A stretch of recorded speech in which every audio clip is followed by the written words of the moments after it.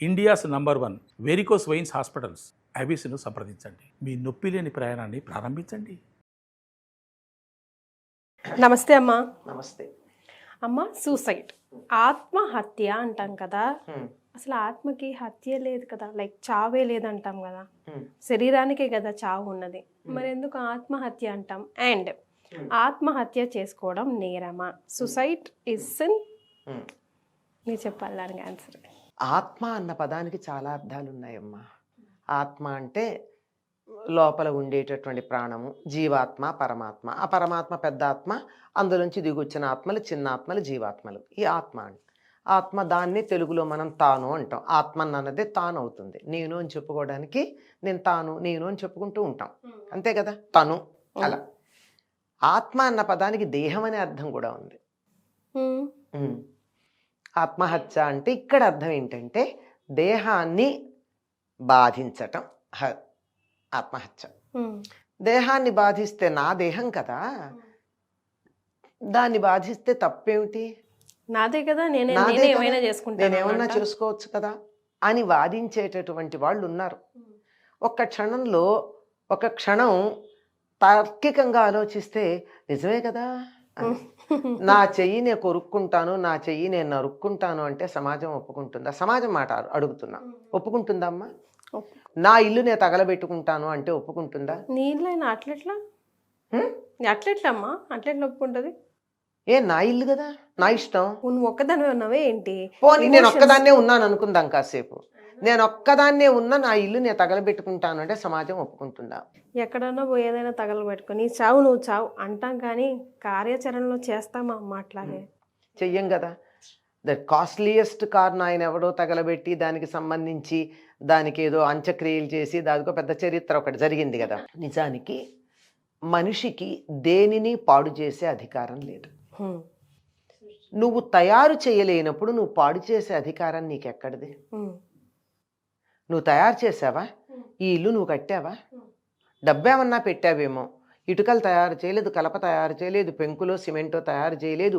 ఎంతోమంది ఎంతో కష్టపడి, ఎంతో టెక్నాలజీ ఉపయోగించి, శారీరక శ్రమ ఉపయోగించి, ధనాన్ని వెచ్చించి, సమయాన్ని వెచ్చించి తయారు చేసినటువంటి దాన్ని ఒక్క క్షణంలో నీకేదో కోపం వచ్చిందని ధ్వంసం చేయడం అనే అధికారం నీకుందా? లేదు కదా. నువ్వు ఒక్కడ తయారు చేసి చూడు. మరి తయారు చేయలేనప్పుడు పాడు చేసే అధికారం నీకు ఎక్కడిది? లేదు కదా. అంచేత దాన్ని పాడు చేయకూడదు. అలాగే ఈ శరీరం ఉందే, ఇది నువ్వు తయారు చేసావా? లేదు. నేనే తయారు చేసుకుంటూ ఇట్లా ఎందుకుంటాను? తెల్లగా, సన్నగా, పొడుగ్గా, అందంగా, ఇంతంత కళ్ళు, అబ్బా చూస్తే అవతల వాళ్ళందరూ మూర్ఛపోయేటట్టుగా అందమైన శరీరాన్ని తయారు చేసుకుని ఉండేదాన్ని కదా. ఎవరికి వాళ్ళు అంతే.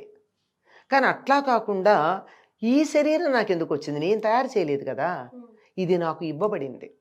నాకు ఇవ్వబడినటువంటి దానిని నేను పాడు చేసే అధికారం నాకుందా? లేదు. ఇప్పుడు ఒక మనిషిని మనం అగౌరవపరచాలి అంటే వాళ్ళు ఇచ్చిన వస్తువుని వాళ్ళు ఎదురుగా కింద పడేస్తే వాళ్ళని అగౌరవపరిచినట్టేనా? మరి ఈ శరీరం మనకెవరిచ్చారో వాళ్ళని అగౌరవపరిచినట్టేనా మనం దీన్ని పాడు చేస్తే?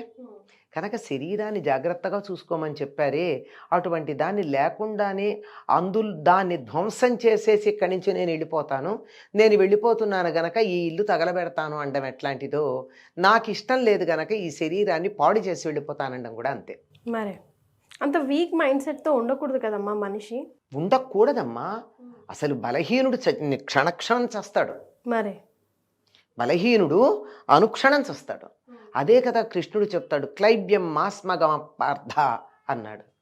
అలా క్లీబత్వం పొందకు అన్నాడు. క్లీబత్వం అంటే నపుంసకత్వం. ఎందుకట్లా తయారయ్యావు చేతకాని వాళ్ళలాగా? వద్దు అన్నాడు. ఎప్పుడూ కూడా తస్మాత్ యుద్ధ స్వభారత, అందువల్ల యుద్ధం చేయమన్నాడు. యుద్ధం చేయమంటే కత్తులు కటార్లు భుజానేసుకుని వెళ్ళమని కాదు. జీవితం అనేటటువంటి పోరాటంలో యుద్ధం చేసి గెలువు, అప్పుడు విజయుడు అవుతావు. అయితే ఒట్టి పార్థుడవే, గెలిస్తే విజయుడు, రెండు ఆయన పేర్లే, అంతే కదా. కనుక విజయం సాధించాలంటే సమస్యలతో పోరాడాలి, గెలవాలి తప్ప సమస్యల్ని చూసి పారిపోకూడదు. పారిపోయినవాడు పిరికివాడు, చేతకానివాడు, అసమర్థుడు. అమ్మా, ఇప్పుడు ఈ జన్మలో సూసైడ్ చేసుకొని ఒకరు చనిపోయారంటే అది పూర్వజన్మ లో వాడు చేసుకున్న పాప నష్టాలతో ఈక్వల్గా దాన్ని పోలుస్తూ ఉంటారు కదమ్మా. మరి ఇప్పుడు చేసిన దీనికి అది వచ్చే జన్మలో కూడా ఎఫెక్ట్ పడదా?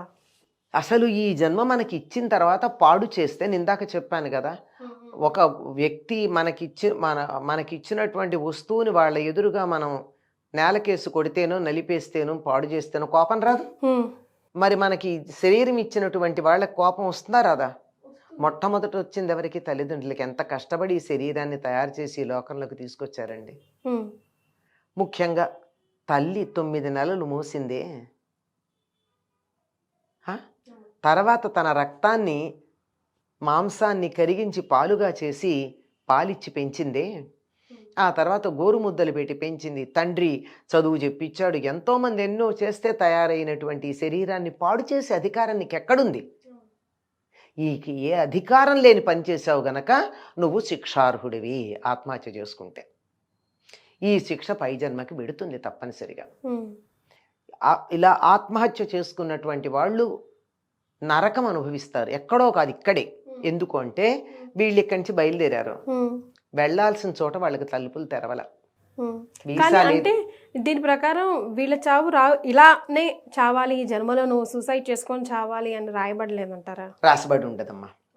ఆత్మహత్యలకు సంబంధించి ఉండదు. అర్ధాంతరంగా చచ్చిపోయేటటువంటి వాళ్ళందరికి ఆప్షన్ ఉంటుంది. They can get out or they can succumb, రెండు ఉంటాయి. అంచేత దాన్ని దాటి వెళ్ళచ్చు. ఓకే. ఇక్కడ వీళ్ళ జన్మకి ఏదో 70 ఏళ్ళు 80 ఏళ్ళు వాడు ఆయుర్దాయం ఉంది. 30 ఏళ్ళప్పుడు 40 ఏళ్ళప్పుడు ఈ శరీరాన్ని వదిలేశాడు. ఈ వదిలేసి వెళ్ళాడు కానీ పాత ఇల్లు ఖాళీ చేశాడు కానీ కొత్త ఇల్లు వీడికి రెడీగా లేదు. అదేలేండి. అంచేత అలాగా తిరుగుతూ ఉంటారు. వాళ్ళకి మళ్ళీ ఎవరో ఒకళ్ళు ఉదార బుద్ధితో, బంధువులో ఎవరో తెలిసిన వాళ్ళు వీళ్ళకి కొన్ని రకాలైనటువంటి నీళ్లు వదలడాలు లాంటివి జరిగినప్పుడు మాత్రమే ఆ జన్మ నుండి వాళ్ళకి ఆ స్థితి నుంచి పైకి ఉద్ధరణ జరుగుతుంది. చాలా నరకం అనుభవిస్తారు. మరి ముందర తొందరపడతారు కానీ తొందరపడిన తర్వాత బాధపడతారు. ఇంకో సంగతి మీరు గమనించినట్టయితే ఆత్మహత్య ప్రయత్నం విఫలమైనటువంటి వాళ్ళు ఏడుస్తారు. మనం బతకాలనుంది, అనవసరంగా మందు తాగాం, అనవసరంగా చేసాం, బతకాలనుందని ఏడుస్తారు. ఒక్క క్షణికావేశంలో చేస్తారు కానీ ఒక్క క్షణం ఆలోచిస్తే ఆత్మహత్య చేసుకోరమ్మా. మరే కరెక్ట్. ఒక్క క్షణం ఆలోచించాలి. చచ్చిపోదామన్న ఆలోచన వచ్చినటువంటి వాళ్ళు 1 గంట ఆగి చచ్చిపోదాం అనుకోండి, అంతే చాలు. 1 గంట, అంతకన్నా ఎక్కువ మారిపోతుంది. హాయిగా అందులో నుండి బయటపడడం జరుగుతుంది. ఎందుకు వీళ్ళు చేసుకోవాలనుకుంటారంటే అనుకున్నవి జరగలేదు అని. అక్కడ పోయి కష్టపడే కన్నా మీరు చెప్పేదాన్ని బట్టి చూస్తే అదేదో కష్టం ఇక్కడే పడి అక్కడ అట్లా ఉంటుందని వీళ్ళకి తెలియదు. ఎవరు చెప్పారు? ఆత్మహత్య చేసుకున్నటువంటి జీవుడు నరకం అంటే ఎక్కడికో వెళ్ళడు, ఇంకా నరకానికి కూడా వెళ్ళడు, ఇక్కడిక్కడే తిరుగుతూ ఉంటాడు. అందుకే ఆత్మహత్య చేసుకున్న వాళ్ళు, యాక్సిడెంట్స్ అయి చచ్చిపోయిన వాళ్ళు దెయ్యాలు తిరుగుతూ ఉంటారని మన వాళ్ళు చెప్తూ ఉంటారు. వాళ్ళ కోరికలు తీరకపోతే అలాగే ఉంటారు. ఎందుకు చేసుకుంటారు? జీవితాన్ని ఎదుర్కొనలేక, పిరికితనం. అందుకని ఎందుకు పిరికితనం? అనుకున్నదేదో సీట్ రాలేదనో, ఉద్యోగం రాలేదనో, ప్రమోషన్ రాలేదనో, నేను 1 కన్ను కొడితే అమ్మాయి 2 కళ్ళు కొట్టలేదనో, ఇలాంటి భార్య అవమానపరిచిందనో, భర్త తిట్టాడనో, ఇలాంటి చిన్న చిన్న విషయాలకి ఒక్క తిట్టు పడితే సరిపోయేదానికి నీ ఆయుర్దాయం ఎంత ఉందో అన్ని సంవత్సరాలు శరీరం లేకుండా అలా గాలిలో తిరుగుతూ ఉండడం సరైందా? ఆ సంగతి తెలియదు. ఏం జరుగుతుందో తెలియదు గనక తెలియంది నువ్వు చెప్పింది అబద్ధంలే అనుకుని ఏదో ఇక్కడి నుంచి ఈ బాధ తప్పించుకున్నాం అనుకుని వెళ్ళిపోవడం జరుగుతోంది. కానీ ఇది ఉంటుంది అనే సంగతిని విశ్వసించాలి. ఎప్పుడు విశ్వసిస్తారు? పునర్జన్మ, దేవుడు మొదలైన ఉన్నప్పుడు.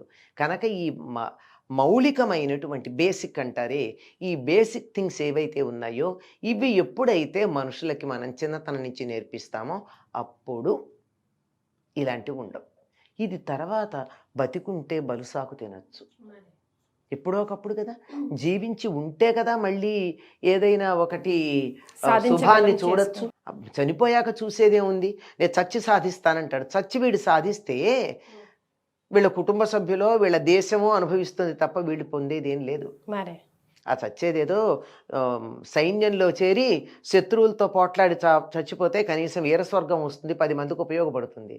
అంతేగాని పిరికి వాళ్ళలాగా ఉరేసుకునో పురుగుల మందు తాగో చచ్చిపోయి ఇక్కడ నరకం పడి తర్వాత నరకం పడి ఆ జన్మలు ఎట్లా వస్తాయో తెలియదు, ఎప్పటికి ముక్తి దొరుకుతుందో కూడా తెలియదు. అటువంటి పరిస్థితి అనుభవించటం చాలా కష్టం.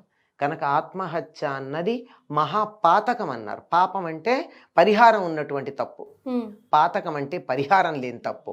అటువంటి వాటిల్లో శ్రేష్టమైన 5 ఉన్నాయి. అటువంటి వాటిల్లో ఒకటి ఆత్మహత్య. So big no.